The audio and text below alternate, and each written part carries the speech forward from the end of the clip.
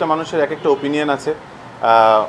অনেক সময় অনেক কিছু মনে হয় ভুল, অনেক সময় মনে হয় যে সেটাই সঠিক।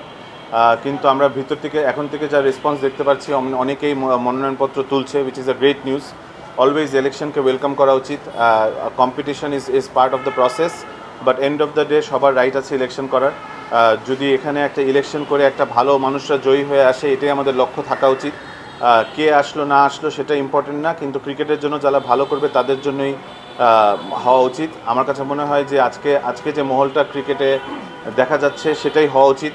সবাই ফ্রিলি অ্যান্ড তাদের ফ্রিডম নিয়ে এসে আজকে তারা কাউন্সিলরশিপ তুলছে এবং জমা দিচ্ছে, নমিনেশন পেপার তুলছে এবং আগামীকালকে হয়তো তারা জমা দিবে।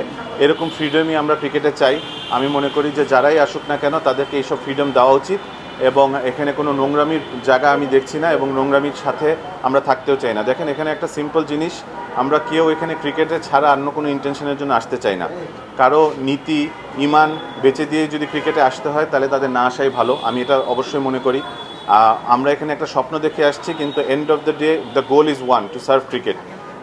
এখানে কারোর সাথে কারো এগেনস্টে কাজ করার কিছু না। We are not here to work for anyone, we are here to work with everybody around us. So এখানে যারাই জিতবে তারা একটা টিম হয়ে গঠন হবে, এবং আমার কাছে মনে হয় যে যারাই আসবেন তারা ক্রিকেটের ভালো করবেন ইনশাআল্লাহ।